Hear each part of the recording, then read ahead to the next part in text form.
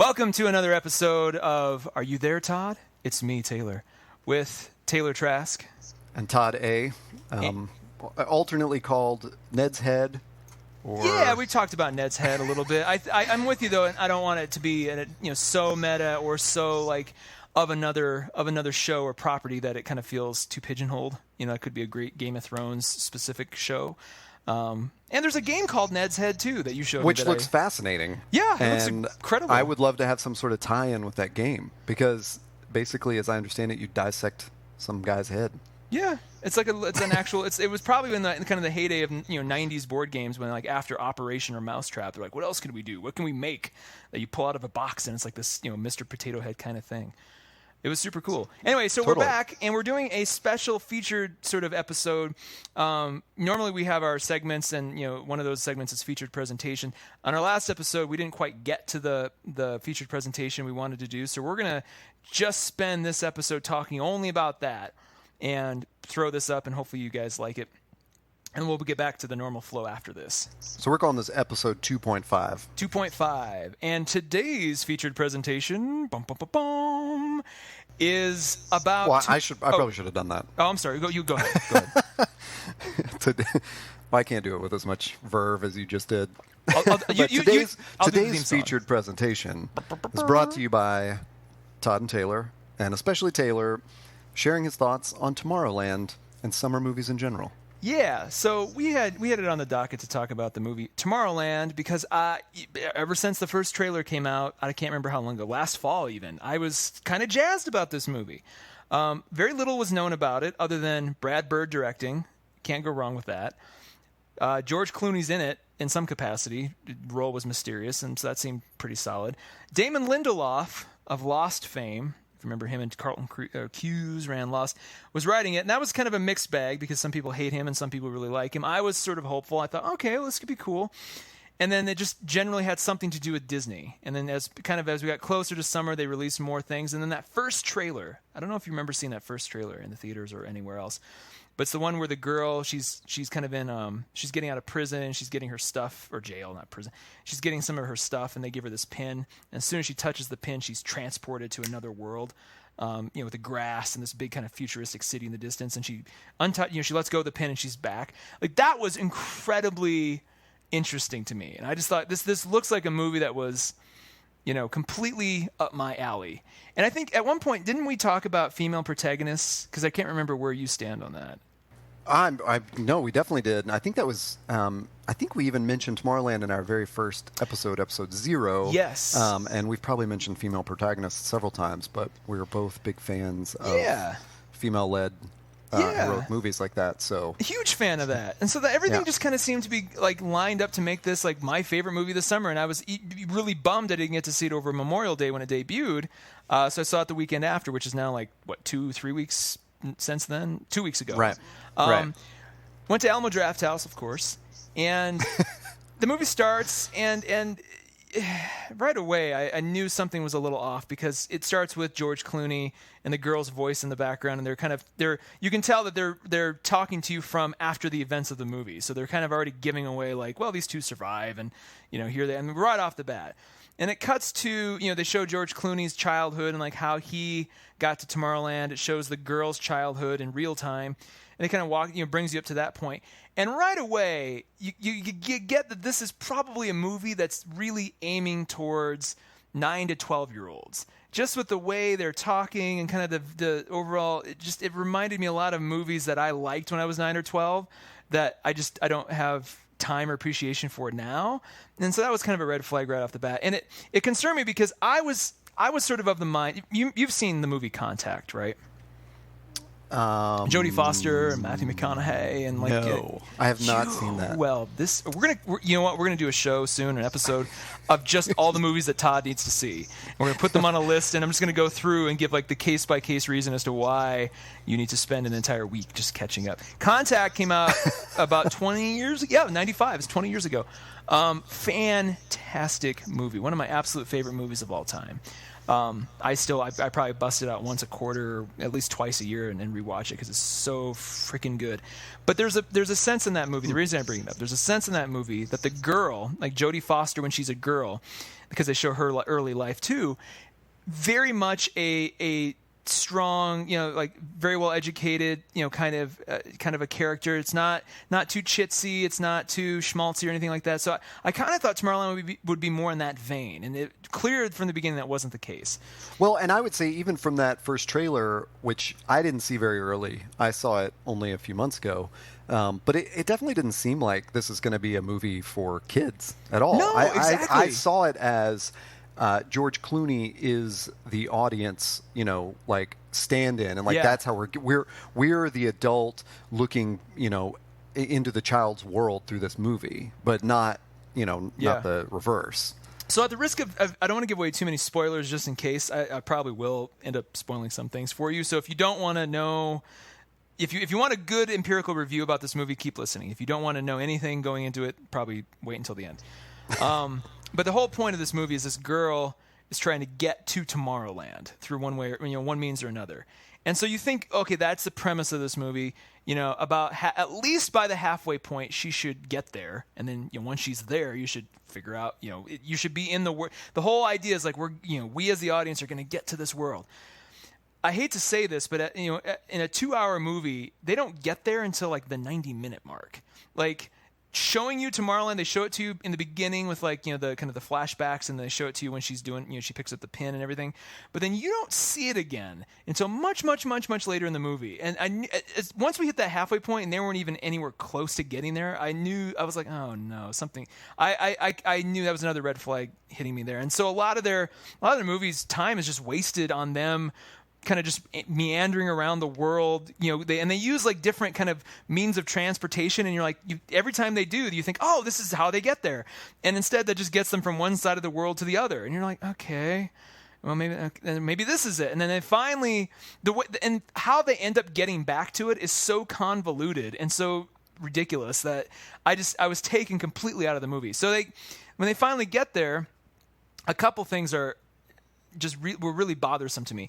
They show, the kind of this wonderful, picturesque, sort of, wonderful view of humanity's future if we're all optimistic in the beginning. When they finally get there, that vision has kind of faded. A lot of Tomorrowland is sort of run down and decrepit, and they don't ever explain why. Like, they get there and you're like, oh my God. And then even George Clooney's like, oh, this used to be so much better. And then it's never explained why that is. It's never explained what happens. Hugh Laurie is running around from the beginning as sort of like the president. And at one point, from the way I understood it, his character sends these robot assassins out after George Clooney and the girl and other people who are with him. And so that they're trying to evade these assassins, but then once they get there, it's not like Hugh Laurie's character is like, we can finally kill you now. It's like, oh, hey, well, let's just, I'll show you around. And it proceeds to just take them around, and there's nothing really menacing about him at all. So it's like that was, you kind of expected like some sort of like, Wizard of Oz, like, he's corrupt Wizard of Oz kind of character, and it's sort of there, but not really. So the whole thing just kind of, after all this buildup, it just doesn't do anything. And just kind of, and then the credits start rolling, and you're like, huh. And the entire time, I did that thing where you're so jazzed about something, and then when it's so disappointing, you kind of start to, in your mind, go, well, maybe I missed it. Maybe I misunderstood, or maybe with repeat watchings, it'll get better. And then as I was walking out to my car, I'm just like, no, man, that was a terrible movie. That was really bad. Like, there were some minor good moments, like some cool things that happened, but none of them serve the story. And they're just kind of cool set pieces, and I'm just like, the movie that the problem with this is it was a fantastic marketing campaign trying to do something with a terrible movie, and the marketing campaign was created the sense of a movie that was far beyond what we got, and it's just it was disappointing to say the least. You were going to say something. It sounds like it would be hard for you to pin down maybe the most disappointing aspect of it, but I'm wondering if you see it as mostly like, is it a failure of story that they tried to cover in the marketing, or Was it the execution? I mean, was it? I think it was everything. The script itself, on the face of it, looks terrible. I think and I need to go back and read some reviews with Brad Bird because I'm curious what his thoughts were when he got that script. Like how much of what we saw on screen was, from a story standpoint, how much of it was just in the script. Because he wrote it with Lindelof. Did he really?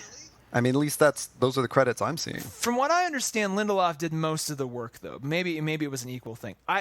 Brad Bird, for those who aren't familiar, Incredibles, Iron Giant, if I'm not mistaken, had some involvement there. Mission Impossible: Ghost Protocol, probably the best Mission Impossible movie, which is saying a lot. Ratatouille.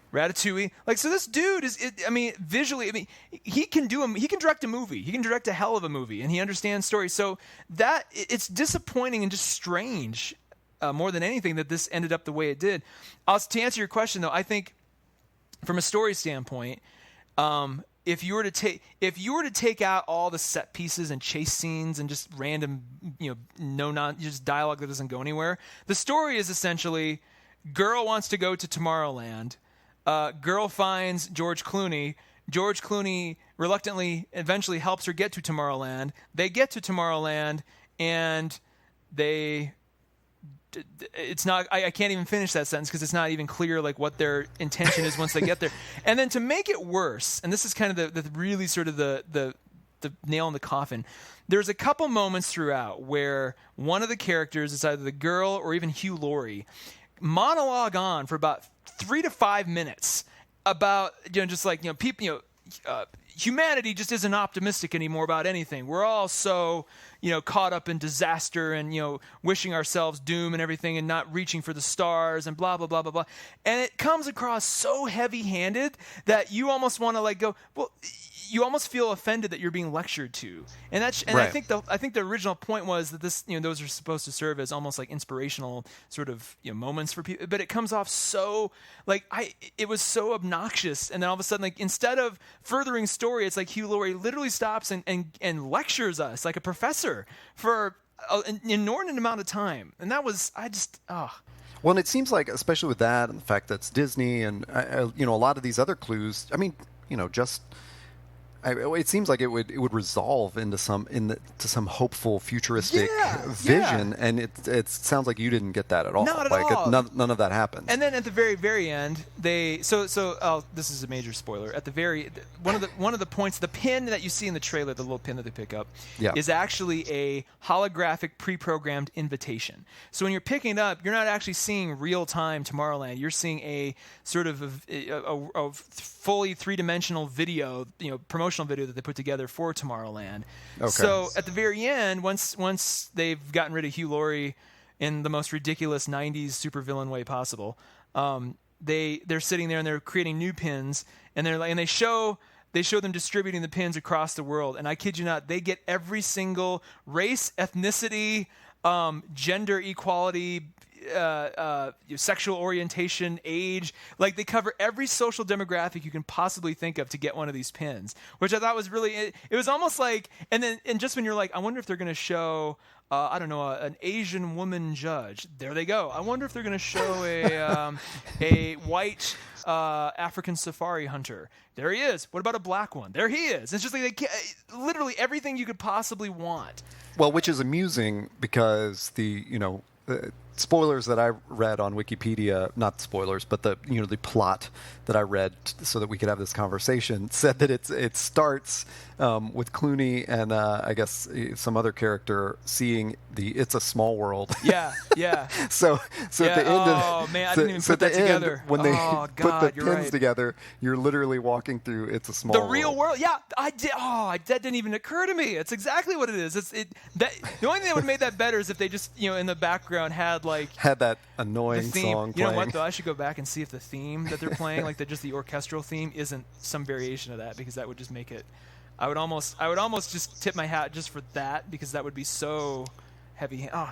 Anyway, it's the whole thing is a shitty movie that had an amazing marketing campaign. Like that trailer and just even the promotional images. I'm like, this could have been so much more. And I just. But that marketing campaign, to me, consisted of just trying to lure in people with the mystery of it. Because what I said in our very first podcast when we talked about it was, I just don't even know what it's about. Yeah. And like hearing you describe it now, I don't know what it's about.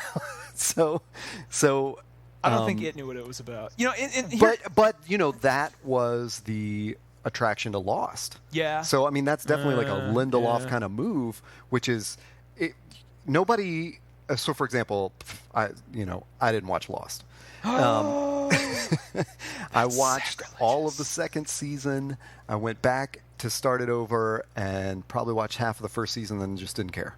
You missed it right before. See, I only started on season 3 because that was when they were like, "This is only going to be 6 seasons, and we have a point. There's a point to all this." Right. And I was like, "Okay." And I buy into those things that are mystery with a point. But, you know, so when I came to it as like the outsider, where season 1 had already happened, season 2 was underway, and I thought, I don't know what this show is about, you know, and I just don't care. But the people who cared enough to investigate, they were kind of rewarded by that, you know, that curiosity. And so I would say that was the marketing campaign for Tomorrowland, which was like, and that's fine. And and to me that's a fine marketing because it alludes to, and maybe that's the problem. Maybe I am too susceptible. Maybe my brain works in such a way that when you show me something with that's mysterious, I fill in the gaps and kind of try to create something far grander than it could be. Sometimes that works. That's the big problem with pursuing that path. You know, I mean, if you're if you're gonna trade in mystery, you gotta you gotta deliver later. Yeah. You know, yeah. I think that's the problem with and not just mystery, but I mean that's something we discuss in other themes about other works. Game of Thrones. It's sort of like if you're gonna trade in vengeance, then you got to see some vengeance once in a while. That's true. Like, yeah.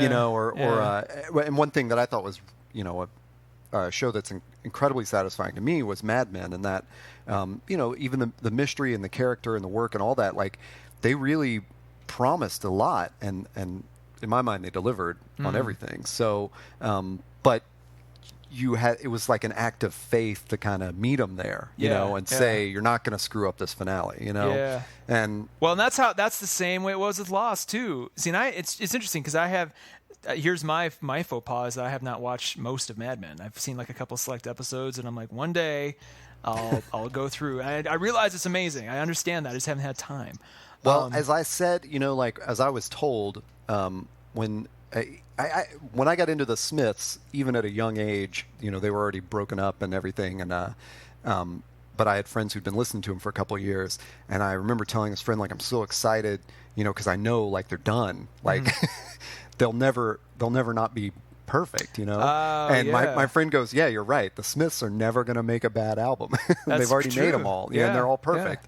Yeah. And that's Mad Men. To me, I mean, that's the same thing. Like you can go back to it at any time, any place. They never screwed it up. Yeah. Don't worry. Well, but to your point, the whole promise of and Lindelof and Hughes would even say in their podcast, they're like, we're training you to watch the show in a certain way, so that you expect, so you expect payoff. And then the final season of Lost 6, they set up all these things, and you're like, and I remember distinctly going at the beginning of the season, like, okay, they have a whole season to now start giving us answers.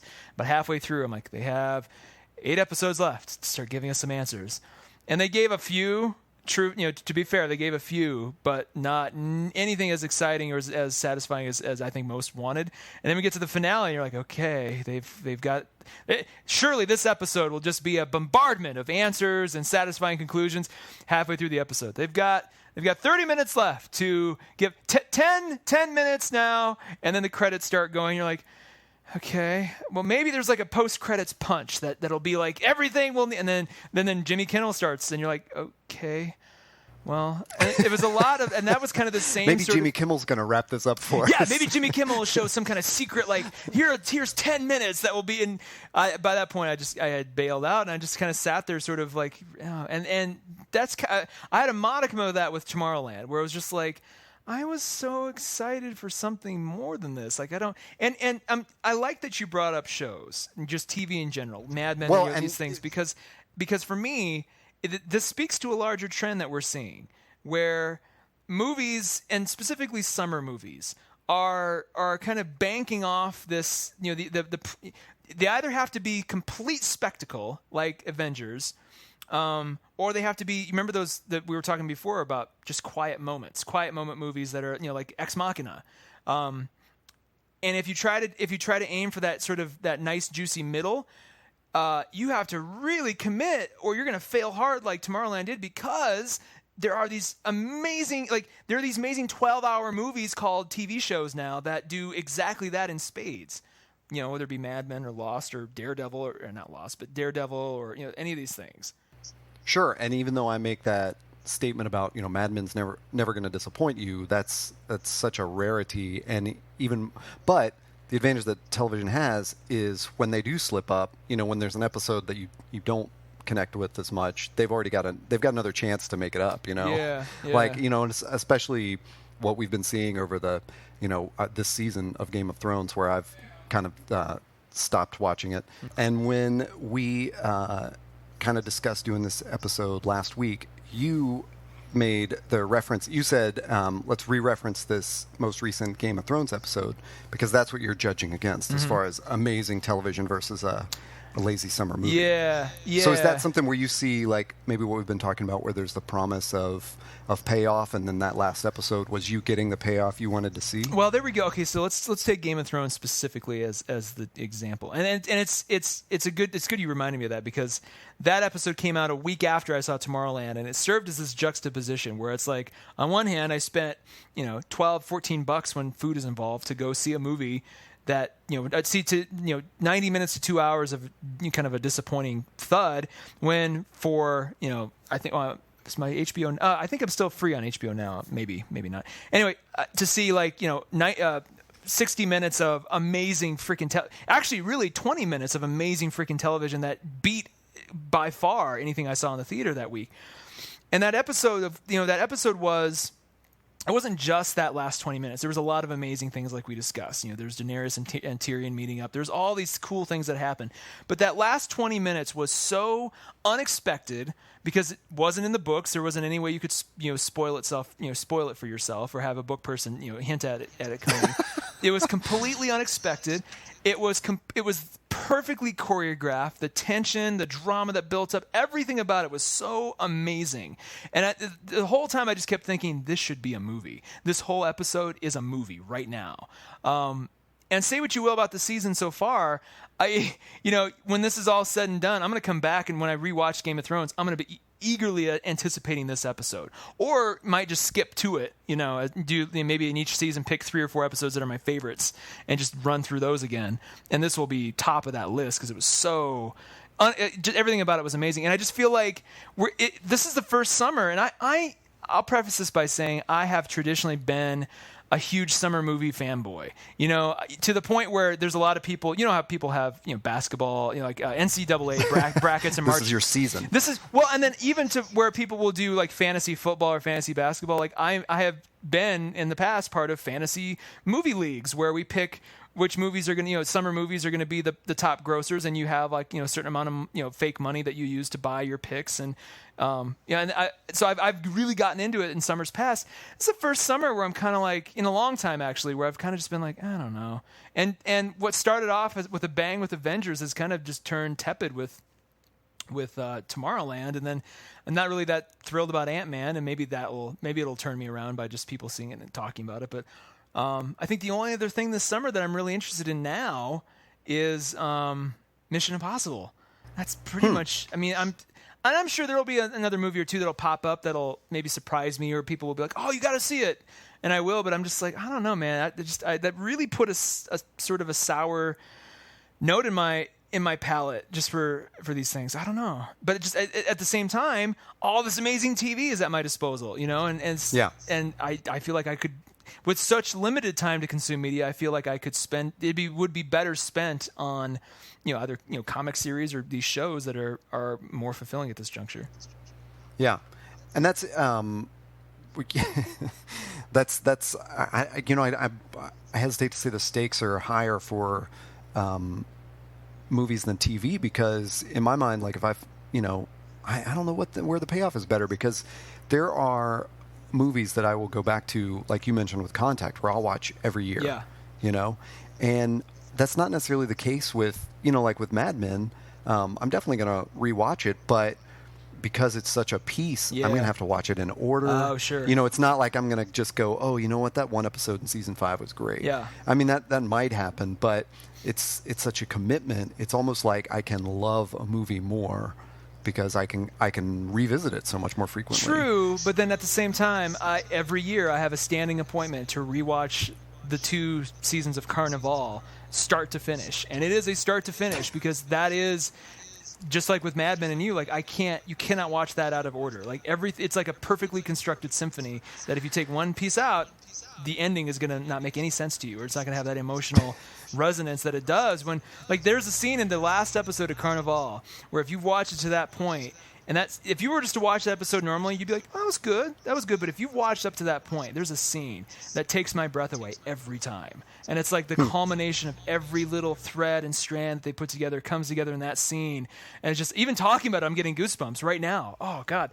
And there are movies where I have that, but I'm like, I'm feeling like we're at this crossroad, and we've been at this crossroads for a while, but it's very poignant to me now more than ever, where what would have been, I'm going to see these summer movies, or like I'm going to clear my calendar to see these movies this summer. It's going to be now like, well, I might go see a movie this summer or two, but I'm going to clear my calendar for other stuff. Like, I feel like it's just they've lost out, for me personally, kind of in that race to be the top content in my world. Like, movies in a theater. I mean, and I'm specifically kind of looking at summer movies. I'm not going to stop going to movies in general. Well, let's mention the one movie you put in our notes for the summer. Terminator Genisys. Oh God, that's okay.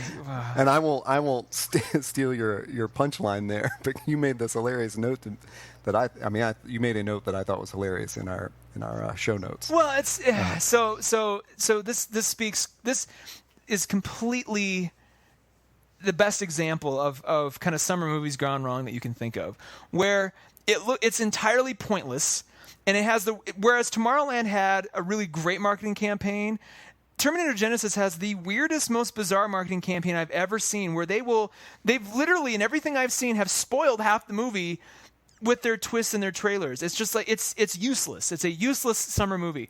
And and if you've seen any of the trailers for Terminator Genisys, like, they've already revealed, obviously Arnold's in it. They're going to make that a selling point. But, like, right away, they're like, well, Arnold's a good guy this time. And, Kyle Reese gets killed, or John Connor gets killed. And then, like, maybe he is a term. Like, all these things, these moments that would otherwise be, like, the big, like, moment in the movie where it's, everyone gasps, or it's kind of the turning point. They're just packing them into every other picture or trailer. Like, there was a cover. I remember, like, a couple months ago, their Entertainment Weekly had, like, a series of covers come out kind of to as the start of the marketing campaign. And on one of those covers was freaking Matt Smith from Doctor Who, who's standing there. And it was known that he was cast, but it was very mysterious as to who he was or what his point was. Well, he was not only on the cover, but there's a lot of stuff like in the kind of the copy where it's like, oh, he might, he's probably going to be a good Terminator who helps them. I'm like, would you really want to reveal that, like, this early in the game? It's almost like they're just kind of throwing everything out at us, going, hey, come see this, and this is good. You like that, right? You never saw that coming. And I'm like, I don't want to see a movie where you've spoiled half of it. Like, there's no sense of, and to tie that back to Game of Thrones, I think is the most important part. Well, I wanted to tie it into more Terminator movies because I've thought since 2, they've all been useless, and it's just the whole. They're like the perfect. They're like the freaking Transporter movies or something. Yeah. I'm like, who cares at all? Why is this a franchise, quote unquote? Like, on my blog, there's like a one short little post from 2008 where, because I was in Hall H at San Diego Comic-Con in 2008 for the Terminator panel, because I was waiting for probably the Pixar panel afterwards or something like that. This is the Christian Bale one, right? Yeah, okay. and Common was in it.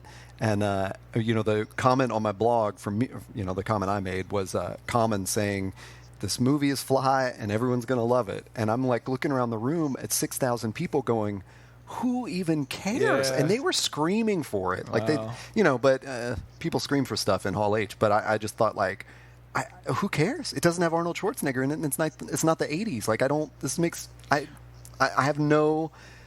those things that get turned into franchises like that, like Taken or like Transporter or anything like that, where it's just like, hey, we know we can, throw a few million at this, put it out in the middle of the summer, and they time the weekend right. And well, it's funny you mentioned Taken, because crazy. Taken was one of those movies that was it's exactly what I would want, where it's a pleasant surprise. It's like, wow, this works way better than it should.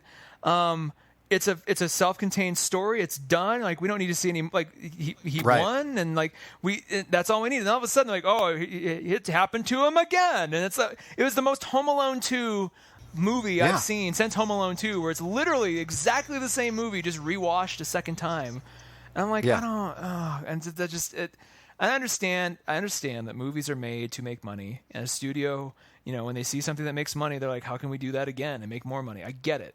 I understand that. But with so much stuff out there, so much, creative output, more than ever before in human history, I feel like that alone can't govern their decisions anymore. Like, why, instead of making another Taken, couldn't they have devoted that same budget to another completely, surprising movie that just, knocks your socks off and is original and interesting, and then you can, just keep doing that. Like, this can't be that hard. There's got to be enough script, or maybe there's a TV pilot that's like, oh, this would be an even better movie, and they can take that. I don't know. I just, it's frustrating. Well, go ahead. Well, I mean, you made a comment last week when we were talking about this offline, which was, they need to raise their game or get better at making 90-minute movies. Yes. And I think that was in response to us talking about how one of the gratuities, or is that the right word, that people have been taking with, that they make with a summer movie is, well, it's got to be 2 hours, or it's got to be 2.5 hours or something. And it's like, dude, if you could just make a 90-minute movie that kicked ass for 90 minutes, it would be incredible. And the movie we brought up as an example of that, I believe, was Pacific Rim. Oh, yes. Which was like, this is a new story. It wasn't based on an existing storyline. There weren't, there were no comic books. There's no source material. Yeah. And in as I recall, a pretty swift time, like it, you knew the whole story. It started right in the middle. It started in whatever it was, 5-7 years into the kaiju invasion, battle, Yeah. What? And it was just like, that was the perfect way to do it. And it explained everything to us in a way that we got, even though some of the concepts like the drift were a little complex and weird. We still got it. Yeah. And instead we're getting these films that are 2.5 hours long, and it's like, you can't. I don't even understand from your description of Tomorrowland what it's about. And I that makes me think, like, I don't think you understood what it's about. No, I'm not pretending to. I took away with what I took away. Pacific Rim's, which was, go ahead. No, I mean, which was like, made Ex Machina so great. I need to see that now. It's quiet. It's totally compelling. It's short. It probably didn't cost a lot of money to make.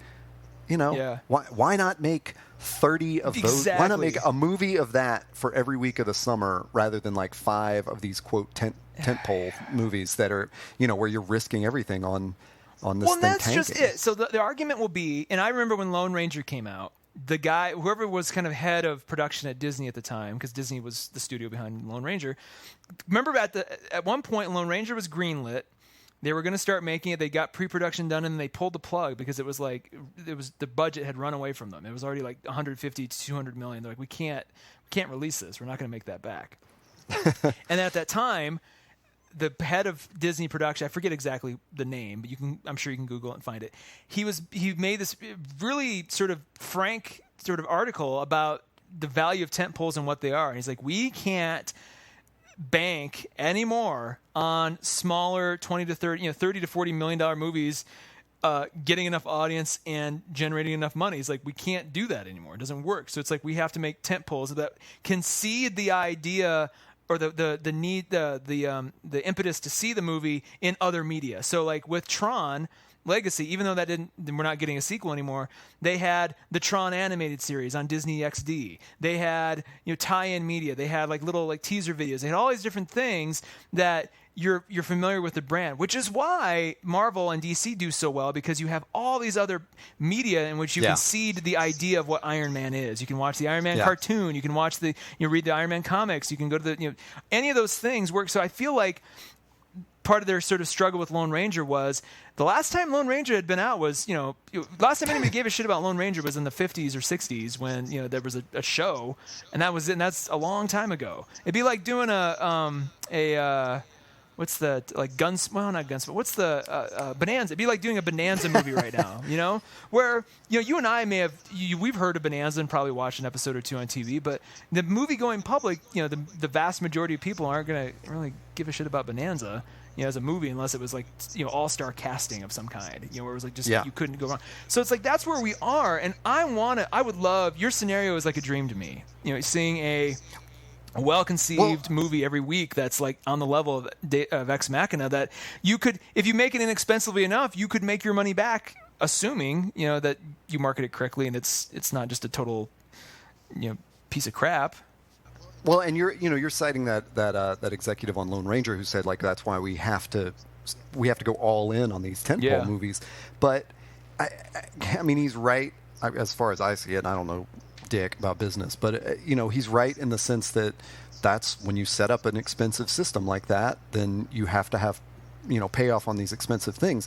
But the problem I would see this is that he's gonna get beaten by movies that cost less than $1 million because these because you and I follow pretty closely the YouTube creator movement, and how cheap digital filmmaking is getting and how freaking good it's getting. And just this week, I know it was released maybe 2 weeks ago or something, Kung Fury was released, and I blogged about it, so it's on my site if you want to check it out, but Google it, it's anywhere. It's a 30-minute movie. They kickstarted, they wanted $200K to finish it up, and they got $630. Wow. Like, it was crazy overfunded, and it's the most entertaining 30 minutes you will have seen in the last. I mean, excepting the 20 minutes of Game of Thrones that you saw last week. Yeah. I mean, it's perfect, and it's like, well, just like you said, these studios got to raise their game or just get better at making 90-minute movies, because the competition is kids with $50,000 cameras and a great computer animation who can make something like Kung Fury that's pure entertainment. And by the way, the audience for those things are, are 15 to 30-year-olds who traditionally have been like the summer movie core audience. Like, those are the people they try to get in. So if those kids are if they're looking at, I can watch this for free on YouTube and build a relationship with this creator, and sign up for their email list, or make a you can't go into a movie theater and leave a comment after the movie. Like, I would love to, you can on Rotten Tomatoes, you can do a review, but the creator will see a comment you leave on YouTube. So there's a much more intimate thing going on there. And if the kid's I can either spend 30 minutes of my time watching this for free on YouTube and interact with it and know that it's always there to rewatch, or spend 90 minutes or probably 2 hour plus in a theater on something that I'm not entirely sure is going to be interesting or good. It's like that those decisions are going to swing to YouTube way more moving on. And I would watch a season of Kung Fury. Oh, that's awesome. If there were like a weekly Kung Fury. So if you gave this guy, like, let's say he's making 10 episodes and you just multiply the Kickstarter by 10, if you gave him $6.5 million and I watched it every week, and all the people who watched it on YouTube watched it every week, isn't that $6 million investment much better than hundreds of millions into Tomorrowland or something? Or to Lone Ranger, which tanked. Or to Lone Ranger, that I know. Was a massive write-off for Disney, I'm sure. There'd probably be some bullshit of it did well overseas, and maybe some market it did, but you can't. And they're learning now too that overseas game can come back to bite you. When the dollar was weaker, the overseas market was a hugely lucrative opportunity for them. Now that the dollar is stronger, a lot of those people who had budgeted, strong Chinese or European, revenues from those movies are freaking out now, because they're like, oh crap, if we don't do well in America, we're going to really be hosed. So it's like it's a game of it's constantly moving around. Musical chairs. That's what I was trying to reference. I want to go back to Pacific Rim though, because that. When we're talking about getting better at doing 90-minute movies, that is probably the bullseye example of what you can bring up, because unlike The Dark Knight Returns or any of those kinds of things, which it was a fine movie, but God, some of these, in the last 2 or 3 years, we've been seeing these 2 hour plus movies that just meander on and try to cram as much as they can. Pacific Rim knew what it was from the outset. It's like you're here to see a robot punch a giant monster in the face. Yeah. Like that's all you're here. We're not going to stand in the way of that. We're going to give you that. We'll put some light salad dressing around the sides, to kind of just give you, something. And they drop you right into the world. It's not like there wasn't like an hour long, sort of study on how we created the kite, how we created the Jaegers. Like, well, there's one guy and his wife died, and we're, by the end of the movie, you see Jaeger version 1, up and running. Like, there's none of that. Maybe that will come in future movies. I mean, who knows? But like, it drops you right in. The first thing you see right out of the gate is a giant Jaeger head like flying down and attaching to the body, and that thing goes out to battle. And you're like, yeah, and then see right off the bat.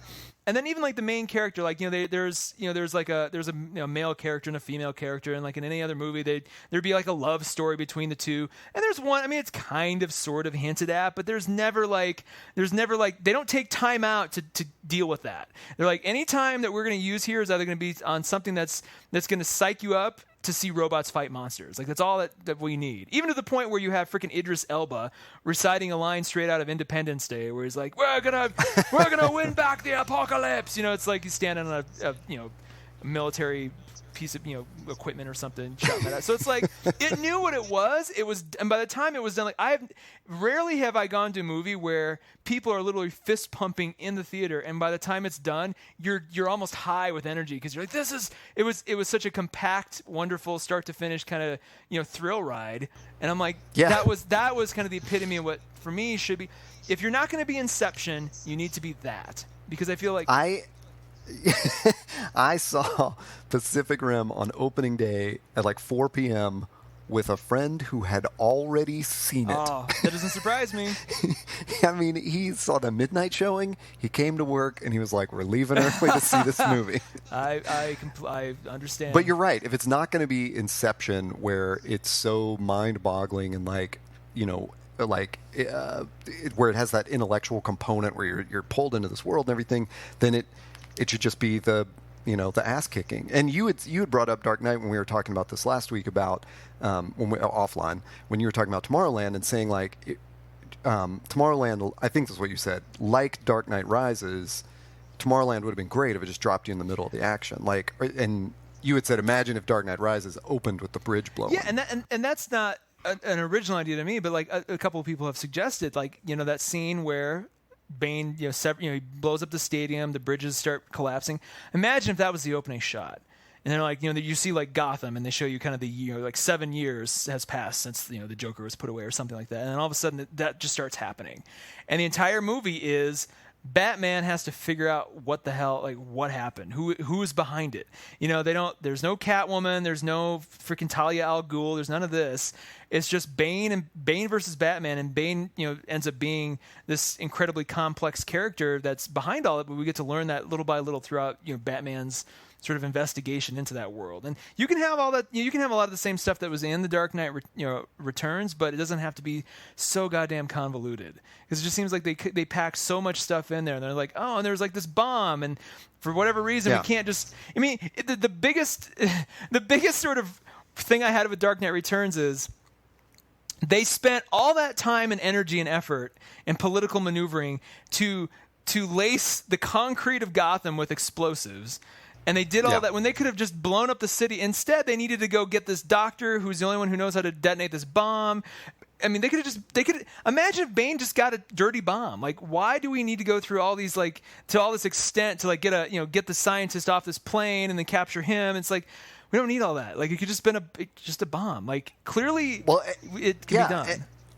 And in my opinion, like, that worked, but it's such the rare exception. And the problem is that, like, when that works, it just makes all these copycat movies where, because part of what you're describing, I see in a trend with so many movies where the acceleration towards the thing that I think is the climax is like, they're like, we're not out of the woods yet. Yeah.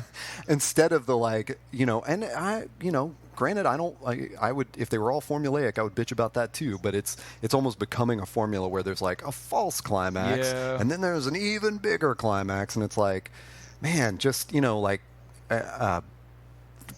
pick one. Yeah. Like, just resolve this. Like, I don't want to sit in the movie all night. You know. Yeah. So when we brought that up, I have now since Googled it and verified there was a Wired article in 2009 about Asylum cinema or Asylum Pictures or movies, whatever their other word is. Yeah. The guys that make they made Sharknado, but at the time they weren't known for Sharknado. They were known for like these weird radioactive piranha movies and Transmorphers and things where they just sort of stole an idea from someone else and wrote a new movie about it. They did it in Atlantic Rim, if you weren't aware. Oh, that's right. Didn't that one star the American Indian actor who's like Graham Greene? I think was in that. If I'm not mistaken, gosh. Which I think he kind of played the Idris Elba role. I need to go back and look. Well, they so in this Wired article, when they did this piece on him in 2009, had this great interview where, so I've looked it up. I'm looking at the quote. Don't think this is from memory. Where the I guess this the head of the studio said, when I talk to writers, I say let's make a 3-act movie. So you write your first act, you write your second act, your third act. We develop it, we get it really good. Now we take the first and second act, we throw them away. Because I only want to make act 3 because that's where the drama is. Yeah. And to me, that is such a cool idea because we are... And that was one of the things that really succeeded about Ex Machina is like these other movies we're talking about is there's a sort of an... It's not even credits, but there's an opening scene, like a prologue scene with no dialogue where they very rapidly... They don't even explain it. You just realize this character has won a contest of some sort and he is traveling to some place, and within that, he looks at his phone or you see it on the wall or something, you see the name of the company he works for. And the next thing you know, he's like on the helicopter flying to the dude's property, So you were just in the story. There's no, you don't learn about his family and his, like all these flashbacks. Well, it's like people, I think a lot of writers think or have gotten confused that showing all that stuff or giving people like tragic pasts counts as good character development. When it's like, it doesn't, and I'll let you continue just a second. I'll throw one more thing about Tomorrowland in the mix. My girlfriend who was with me at Tomorrowland made a really good point. This is a big spoiler. The girl's mother has apparently died, or it's suggested she's died, but they don't show you that. They may be divorced for all we know, but she never mentions her mom like still being alive or anything, so it's suggested that the mom's dead. Right. There's no reason for that. No story reason. It doesn't satisfy anything. And my girlfriend made a very specific point. She's like, why does every female protagonist have to have a dead mom somewhere or a mom removed from the equation? Why can't she just have a mom and a dad and like have a normal why does that have to why does she have to be damaged that way every time? And I started thinking back through all the different movies I like where there's a strong female protagonist, and sure enough, a lot of them the mom's died or the mom is at least out of the equation and she's sick or something's gone wrong with the mom. And I'm like, it seems like that's the crutch for character development where it's like, oh, the mom has to be sick for this female to have to go through, she can't be strong by herself, she has to have this. And I think just adding that superfluous stuff, here's the family, or here's the 5 people who, whose parents did this just so that a Jaeger could be built for. It's like we don't care about any, it's not necessary. We don't need it for the story.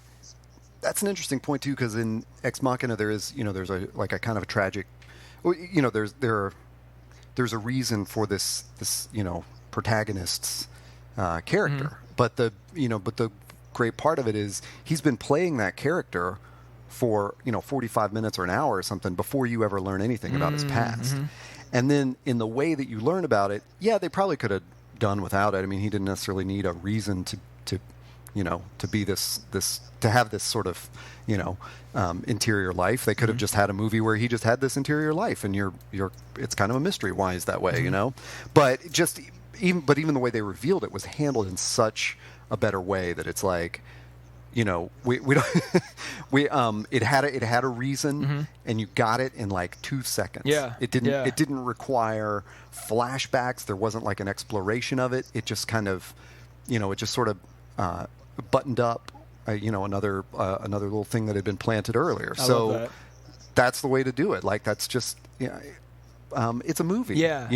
It's not a novel. Yeah. Like if you, maybe that's, or it's not a TV series, or it's, and to, like where I've kind of complained or given bad voice to Game of Thrones lately. Like, I mean, that's one of the great things about the show is that George Martin, I'm not going through those initials every time I say his name, Grimm. but he was given so many opportunities to make this as a movie, Yeah, or, you know, people yeah. had pitched the movie so many times, and he was like, I'm not doing a movie. That's not going to sum it up, you know? Yeah. So they went with the show, and that's like, man, that's a great idea. I mean, if you want to make a 3-hour movie, why don't you think about making a miniseries or something for television? Like, television can be made at just the same quality. I think, though, you sort of summed it up perfectly by, and this is kind of the crux of the point. Every form factor has to be treated for what it is. For Right. YouTube, for King Fury, like, I mean, do you really want to see a 3 or 4 hour King Fury movie, or is 30 minutes was that the exact amount of time and it was used exactly as it should have been used? You know, Exactly. That is the perfect point. It was the perfect length. It was shot for the form. It made total sense. Like, when I heard about the Kickstarter, I didn't understand that. I don't know if it's in there. I didn't understand that it was going to be a 30-minute episode. Okay. I thought it was going to be like a movie. Yeah. And when I was, my friend Brian and I were discussing it last week, and he made this point where he was like, "This is exactly what Machete should have been." Oh, good point. Or Machete. Great point. He was like, if it had just been an absurd, crazy 30-minute episode, you would have thought it was awesome. Oh, it's so true. Oh, I got to go back and I rewatch know. Machete now, like Machete, with that in my mind. I wonder if somebody's edited it down to be that. Well, and there's so many. I mean, yeah, it's just like that. Like, have you seen the? Oh man, somebody just did an edit of The Hobbit just to pull out Gandalf's story. Oh, dude, I'm doing that. I've been working on it. I mean, I knew you were doing. A lot of people, well, just a lot of to people pull have, out one but specific tract, and it's like that's, you know, I mean, I'm trying to edit. So I mean, others have done it, and everybody's kind of got their own twist on it. I have been editing the 3 movies of The Hobbit into one, basically exactly the book and nothing more. Which is tricky because there's a lot of bullshit that they added in that doesn't need to be in there. Like, taking the white orc out of every scene is really hard. There's all that stuff. But at the end of the day, you know, when you've got and maybe, you know, I'm sure a lot of these movie studios are feeling exactly what I described before, where they're like, oh crap, we're losing viewers to YouTube videos and books or comics, and then TV shows. Like, people are sitting in their homes for 12 hours binging a season and not coming to a movie that day. Like, they're not so to compete, you know, rightly or wrongly, they're cramming in more story into movies to try to make them feel like, you know, 6-episode TV shows and 2 and 3 hour movie blocks, instead of just doing what movies do best. You know, like, and making like either making something like Ex Machina, which is slow and quiet and is what it, you know, is self-contained, or like Pacific Rim, which is bombastic and big but is still self-contained. Like, a TV Pacific Rim could never work as a TV show in the same way. Like, and I'm glad they never tried it. Like, I'm glad there wasn't, like, because you don't want to see 12 hours of that. Like, it would get tired. You just get numb to it. 90 minutes is exactly what that needed to be. Same thing with Tinker Tailor Soldier Spy. This is, and I'll bring this up only because a lot of people, when that was a BBC series, people thought, oh no, the series is perfect. The movie cuts out too much. I have tried to watch the series. I'm like, man, it's too much. The movie for me was exactly what it needed to be. So there's some of those properties or some of those titles will kind of straddle both lines when they need to. But I think at the end of the day, like, movies need to be movies again.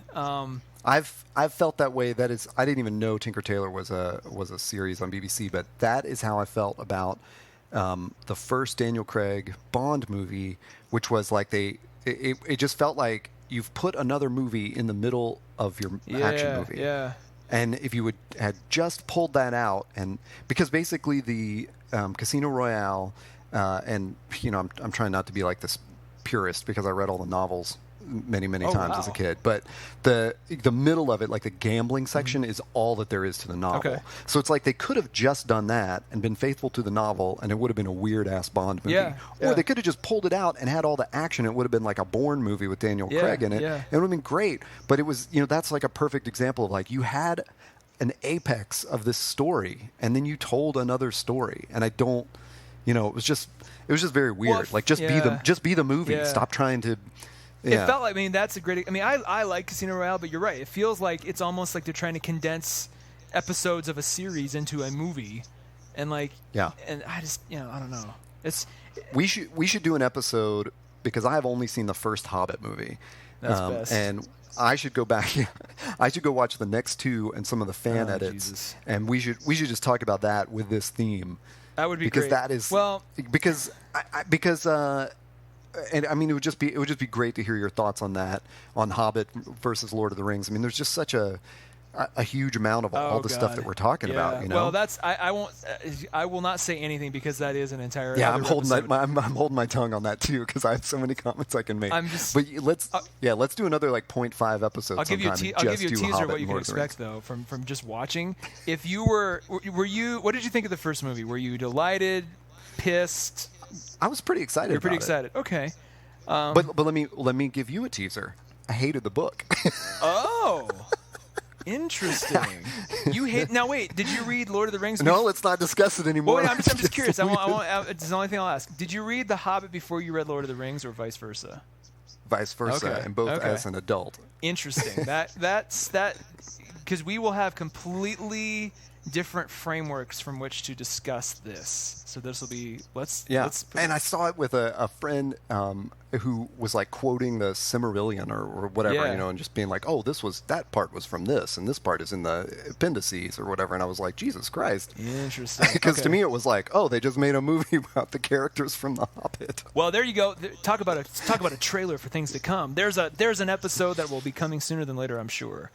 Cool. We'll talk about that then. Well, that kind of sums up. I mean, I can't think of any better way to sum it up than that, and put a pin in it. And yeah, I enjoyed this. I think we should do some of these focused episodes, more frequently. Yeah, it's cool. So, hopefully, if there's anybody listening, they will let us know whether they like it or not and think we should do more of those focused episodes. And I guess we'll just next week on the podcast we'll debate the name some more and we'll probably go back to our normal format, and we'll have some previews and some picks and stuff. Absolutely.